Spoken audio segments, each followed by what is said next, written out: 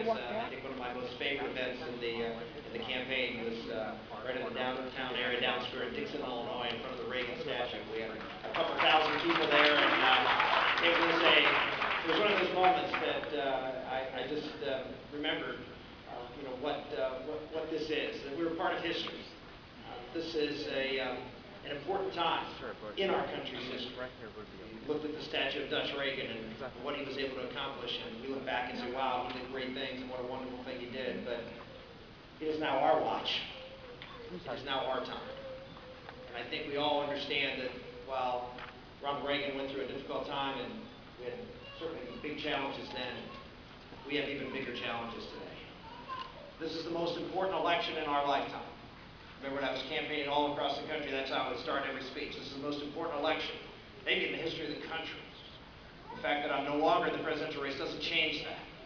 This is still the most important election in the history of our country. And I can tell you, I feel a little bit better about that election since what happened on Tuesday up in Wisconsin. God bless them.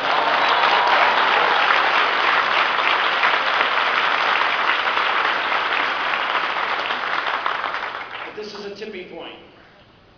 One of the things I found, and Karen and I and the family, as we traveled around the country, and we heard from you. We heard about the anxiety that people had, the concern that they had about not just the economy and the unemployment rate and radical Islam and our national security, or the horrible deficit situation we're in, the size and scale of the change. People were concerned about fundamentally what is going on in America. Whether there's a realignment as a result of the policies of this administration. We know we've been sort of inexorably going more and more toward bigger government and more government control of our lives, but we've seen over the past several years the accelerator being pressed down, and all of a sudden, whether it's our culture, we've seen from some of the changes in policies of President Obama, whether it's our culture, dealing with the institutions of marriage and life, institutions that are the bedrock of our society, whether it's that or whether it's the role of government in our lives, the role of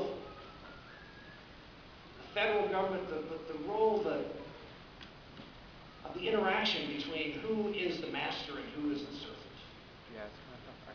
Ronald Reagan said freedom is always one generation away from extinction. And of course, I believe that the potential place where that extinction could occur is an ever-increasing and powerful government. I share that with George Washington. George Washington said, government is not reason. It is not eloquence. He said, it is force. And force, like fire, is a dangerous servant and a master to be feared. That's where we are in America today, where I believe we're at that tipping point, where we have forgotten who we are, and we are becoming, as Foster talked about earlier, more and more dependent upon government to do almost everything for us. And we, by the way, as conservatives, are as guilty as, maybe not as guilty, but certainly guilty on some levels. Because we, too, expect government to come in and do things. I don't know how many businesses I talk about who talk about the role of the Small Business Administration, the government that need help. We've been lured by that siren song to expect and anticipate government to be somehow part of everything that we do.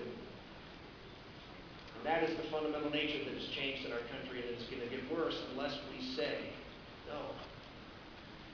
I traveled around this country and realized that the only way we were going to unite America and start anew is to remember who we are. Ronald Reagan, in his farewell address to the American people, said the greatest concern he has, he left office in 1989, was that Americans had forgotten who we are and what we were all about.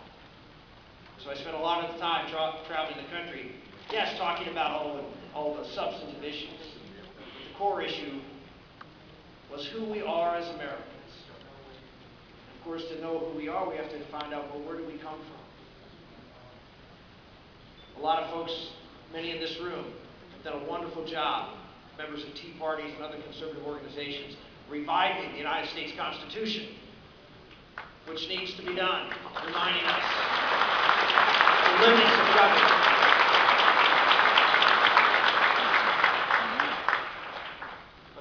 Constitution is the operator's manual for the government of America. It's not who we are. It's a how of the government. The government isn't America. America is something more than that. My grandfather was an immigrant to this country. Came here in the 1920s to leave fascist Italy because he wanted to be an American. I don't know, there may be people in this country who want to travel to France, maybe want to travel to China, who are from this country.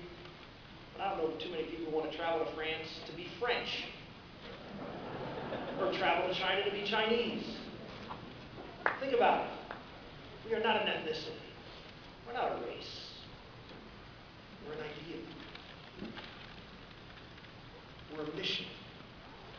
America is a mission. It's a what for. And that mission was established early in our founding with the Declaration of Independence. The Constitution without the Declaration is a dangerous document, as we found out in revolutionary France. France, the watchwords of the revolution were liberty, equality, and fraternity. The watchwords of our revolution were these: we hold these truths to be self-evident, that all men are created equal and endowed by their Creator with certain unalienable rights, among them life, liberty, and the pursuit of happiness. Yes, equality. Yes, liberty. But not fraternity. Paternity. Our rights don't come from our brothers and sisters, as the French said. No, our rights come from a Creator. Come from the God of Abraham, Isaac, and Jacob.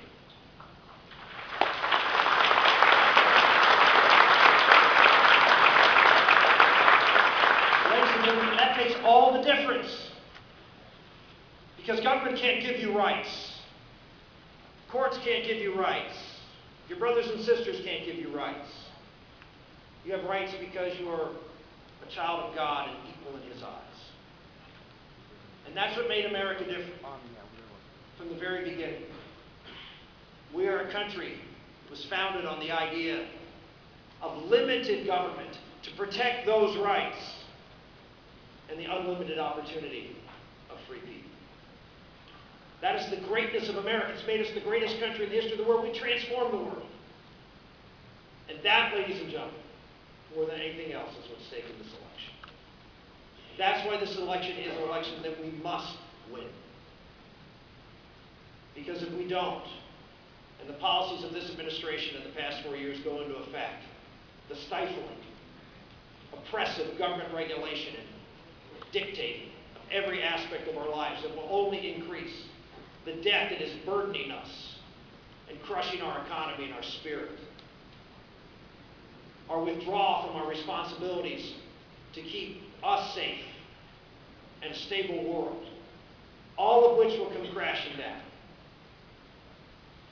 So that's why I'm here today at CPAC. We had a great and wonderful year traveling this country, talking about the big issues of the day, talking about issues that, well, in a lot of cases, people didn't want to talk about, talking about the important role that family plays in the economy, how important it is that if we don't have stable marriages and stable families, that you're not going to have a strong economy.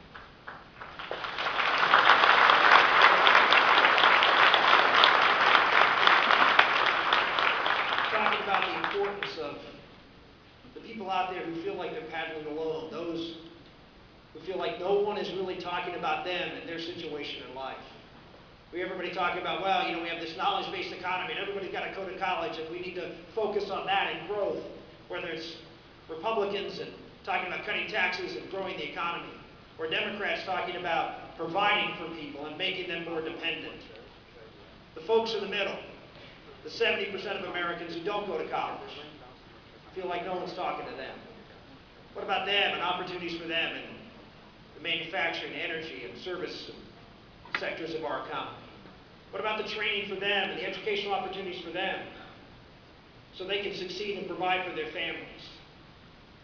They may not want to be the richest people in the world because they don't measure richness in money.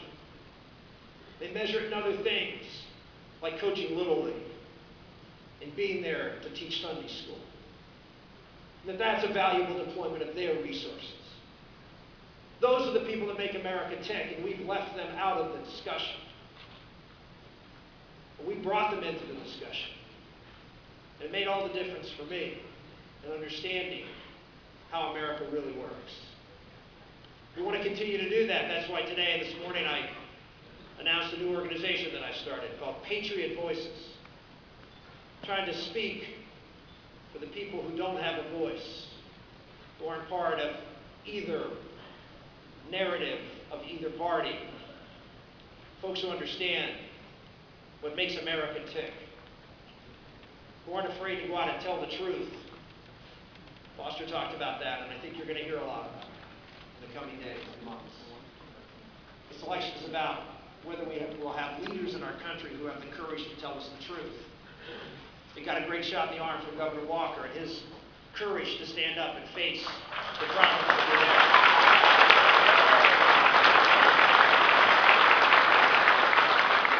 He told the truth, he followed through, and people followed.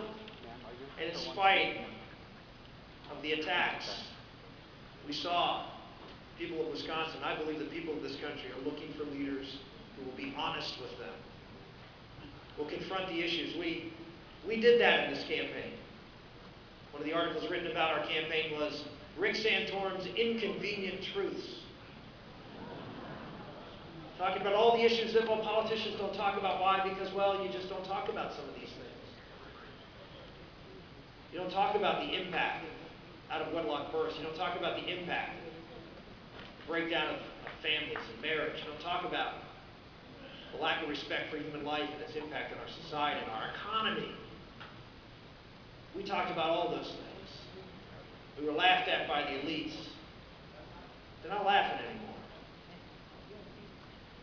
Ladies and gentlemen, we have a time in our country where we're not at war in the sense of a global war, where we all engage like we were in World War II to save our country. We're engaged in an ideological war here in America.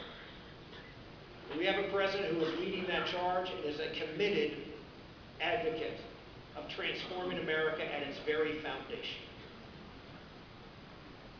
You here in America are blessed. We here in America are blessed to be here at a time when our country needs us. We're not asking to put on a uniform. We're asking to put on the cloak of citizenship. We're going out and making a difference. We're doing that with PatriotVoices.com. I'm going to do that as I travel around the country campaigning for people who share those values, who are committed to make a difference. But you need to do it too. Whether it's in campaigns or whether it's standing up for the causes that you believe in. This is not a time to sit back. I know I'm preaching to the choir. You're here. You're at CPAC.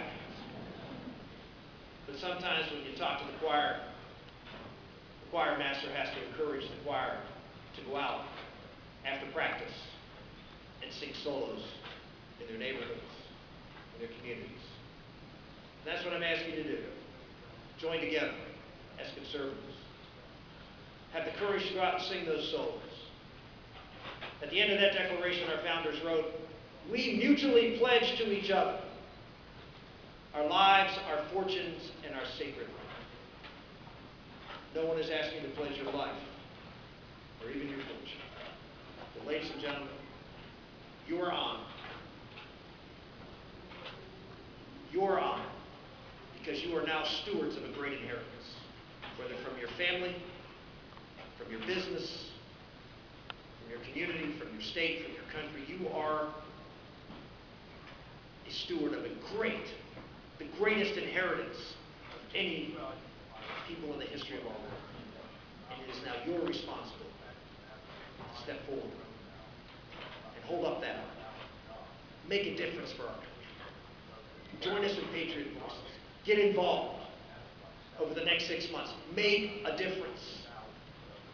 So someday you won't have to sit, whether it's 10 or 20 years from now, look at your grandchildren's eyes and explain to them what you did in a time when America was at the point of losing freedom, losing the greatness of our country. You can say you did everything you could, and it made all the difference. Thank you very much. God bless you.